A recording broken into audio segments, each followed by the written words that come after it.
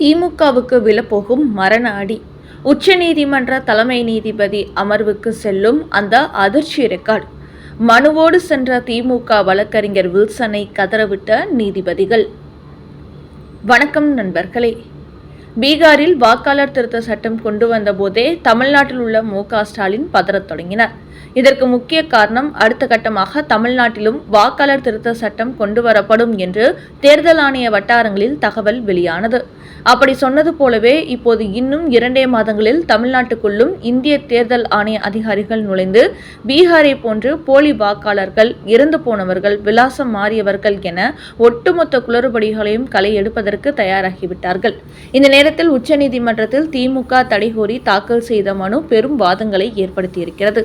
காரணம், அந்த மனுவில் இந்திய தேர்தல் ஆணையத்தை மத்திய பாஜக அரசாங்கம் இயக்குகிறது என்று சொன்னதோடு விட்டுவிடாமல், ஒரு மாநிலத்தில் ஏதேனும் ஓரிரு தொகுதிகளில் தவறு நடப்பதாக அறிந்தால் அங்கு வேண்டுமானால் தேர்தல் ஆணையம் வாக்காளர் திருத்த சட்டத்தை கையில் எடுக்கலாம்.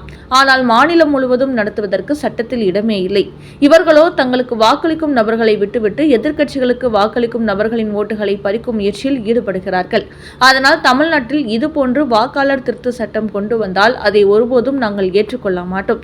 காரணம், தமிழ்நாடு என்பது மிக நேர்மையாக, மிக சுத்தமாக செயல்படக்கூடிய ஒரு மாநிலம். இப்போது இந்தியாவில் நம்பர் 1 மாநிலமாக இருக்கும் இந்த மாநிலம் எதிர்காலத்தில் ஆசியாவிலேயே நம்பர் 1 போகிறது. அப்படிப்பட்ட ஒரு மாநிலத்தில் குளறுபடி நடப்பதாக சொல்லி எப்படி வாக்காளர் திருத்த சட்டத்தை நடைமுறைப்படுத்தலாம்? அதற்கு ஒருபோதும் திமுக அரசு ஒத்துக்கொள்ளாது என்று அந்த மனுவில் ஏகத்துக்கு அடித்துவிட்டுள்ளார்கள். இது இப்போது உச்சநீதிமன்ற வட்டாரங்களில் பேசுபொருளாகி இருக்கிறது. குறிப்பாக இப்படி ஒரு மனுவை திமுக சார்பில் தாக்கல் செய்தபோது திமுக வழக்கறிஞர் வில்சனை மேலும் கீழும் பார்த்த நீதிபதிகள், வாக்காளர் திருத்த சட்டம் என்பது ஒவ்வொரு மாநிலத்திற்கும் அவசியமானது. குறிப்பாக விடுபட்டவர்கள் புதிய வாக்காளர்களை சேர்க்க வேண்டும். இறந்தவர்கள், 2 இடங்களில் பெயர் உள்ளவர்கள், போலி வாக்காளர்களை நீக்க வேண்டும். இதுபோன்ற பணிகளை ஒவ்வொரு தேர்தலுக்கு முன்பும் அதிகாரிகள் செயல்படுத்த வேண்டும். அப்போதுதான் வாக்காளர் பட்டியல் என்பது சரியானதாக இருக்கும். அப்படி இல்லை என்றால் இறந்தவர்கள் நீக்கப்படாமல் அவர்கள் பெயர் அப்படியே இருக்கும். புலம்பெயர்ந்தவர்களின் பெயர்களும் இருக்கும். அதை பயன்படுத்திக் கொண்டு மற்றவர்கள் கள்ள ஓட்டு போடுவார்கள். அது மட்டுமின்றி சமீப காலமாக வங்கதேசம் பெற்ற பல அண்டை நாடுகளிலிருந்து ஏராளமான இஸ்லாமியர்கள் இந்தியாவுக்குள் வந்துள்ளார்கள். அவர்களெல்லாம் வலுக்கட்டாயமாக வாக்காளர் பட்டியலில் சேர்க்கப்பட்டு தேர்தலின் போது ஓட்டு போடுவதாக புகார் வருகிறது. அதனால் வாக்காளர் திருத்த சட்டம் என்பது இப்போதைக்கு கட்டாயமாகிறது. தேர்தல் நேர்மையாக நடக்க வேண்டும் என்றால் இந்த சட்டத்தை கண்டிப்பாக அமலுக்கு கொண்டு வர வேண்டும். அதோடு இதை மத்திய பாஜக அரசு கொண்டு வரவில்லை. தேர்தல் ஆணையம் ஒவ்வொரு காலகட்டத்திலும் செயல்படுத்திக் கொண்டு வருகிறது. முக்கியமாக புதிதாக வாக்காளர் பட்டியலில் சேர்ப்பவர்கள் மற்றும் விடுபட்டவர்கள் ஆதார் எண்ணை ஆதாரமாக கொடுத்து சேர்வதற்கும் உச்சநீதிமன்றம் உத்தரவு போட்டுள்ளது. அதனால் இதுபோன்ற அதிகாரிகள் மக்கள் மத்தியில் சென்று பணியாற்றும் போதுதான் புதிய வாக்காளர்களும் விடுபட்டவர்களும் தங்களை இணைத்துக் கொள்வார்கள். அதோடு வாக்காளர் பட்டியலில் இருக்கும் தவறுகளும் களை எடுக்கப்படும் என்று கூறியுள்ள நீதிபதிகள், பீகாரில் வாக்காளர் திருத்த சட்டம் கொண்டு வந்தபோது அதற்கு எதிராக காங்கிரஸ் கட்சி உச்சநீதிமன்றத்தில் வழக்கு தொடுத்தது. அப்போது நாங்கள் ஆதார் எண்ணை கட்டாயமாக காட்ட வேண்டும் என்றுதான் சொன்னோமே தவிர நாடு முழுக்க வாக்காளர் திருத்த சட்டம் கொண்டு வருவதற்கு எந்த தடையும் போடவில்லை. அது அவசியமான ஒன்று என்றுதான் கூறியிருக்கிறோம். அதனால் தேர்தல் ஆணையத்தை மத்திய அரசு வழிநடத்துகிறது. அவர்கள் சொல்லிதான் இந்த வாக்காளர் திருத்த சட்டம் அனைத்து மாநிலங்களிலும் நடத்தப்படுகிறது என்பது தவறான தகவல்.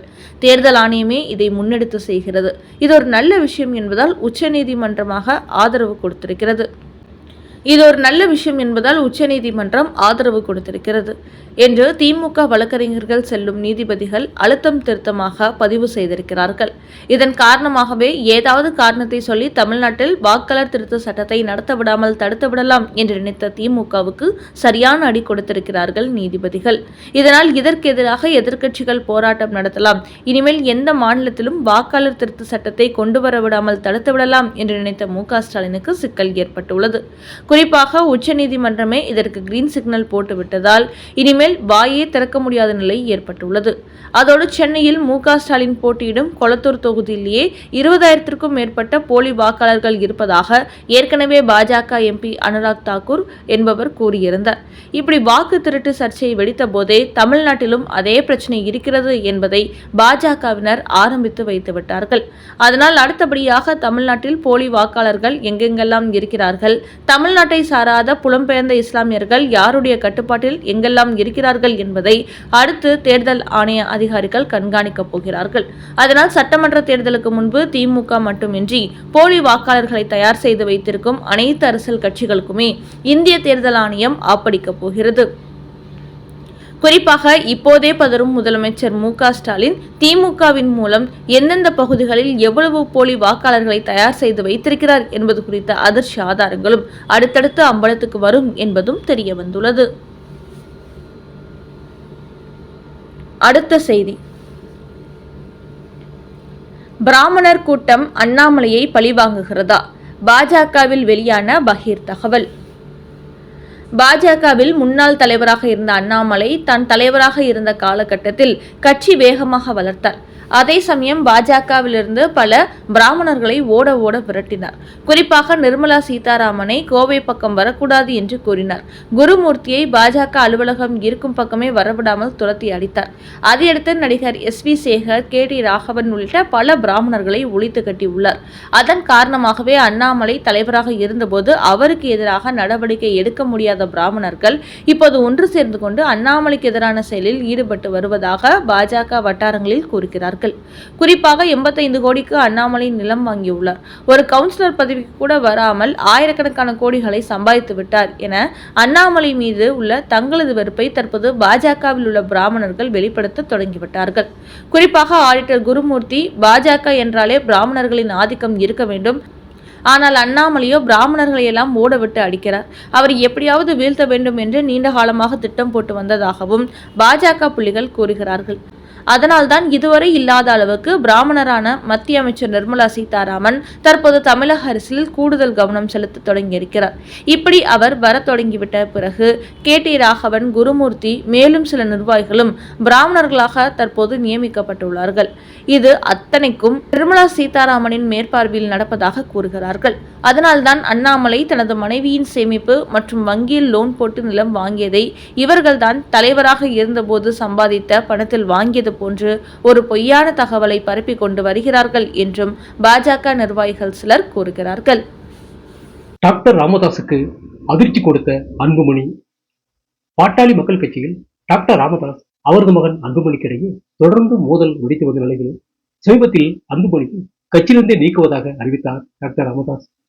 இந்த நிலையில் இன்று அன்புமணியின் ஆதரவாளரான வழக்கறிஞர் பாலு ஒரு செய்தி வெளியிட்டு ராமதாஸுக்கு மிக கடுமையான அதிர்ச்சியை கொடுத்திருக்கிறார். அதில் தேர்தல் ஆணையம் அன்புமணியை தான் உண்மையான பாட்டாளி மக்கள் கட்சியாக அங்கீகரித்திருக்கிறது. அதனால் இனிமேல் பாட்டாளி மக்கள் கட்சியில் 2 அணிகள் கிடையாது. அன்புமணிதான் பொதுக்குழு சார்பில் தலைவராக தேர்வு செய்யப்பட்டவர். அதனால் அவருக்கு மட்டுமே கட்சியில் அதிகாரம் உள்ளது.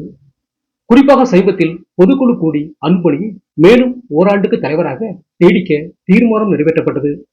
இதை இந்திய தேர்தல் ஆணையம் ஏற்றுக்கொண்டு எங்களை அங்கீகரித்திருப்பதோடு மாம்பழம் சின்னத்தையும் ஒதுக்கியுள்ளது என்று அவர் இன்று மீடியாக்களை சந்தித்து தெரிவித்திருக்கிறார். இப்படி அன்புமணி தரப்பு கட்சியையும் மாம்பழம் சின்னத்தையும் தங்களுக்கே தேர்தல் ஆணையம் ஒதுக்கீடு செய்திருப்பதாக அறிவித்ததை அடுத்து டாக்டர் ராமதாஸின் ஆதரவாளர்கள் கடும் அதிர்ச்சி அடைந்துள்ளார்கள். இதன் காரணமாக டாக்டர் ராமதாஸின் தைலாபுரம் தோட்டம் வெறிச்சோடி கிடக்கிறது. தேர்தல் ஆணையத்தின் இந்த அறிவிப்புக்கு எதிராக டாக்டர் ராமதாஸ் இதுவரை எந்த கருத்தும் வெளியிடவில்லை என்பது குறிப்பிடத்தக்கது.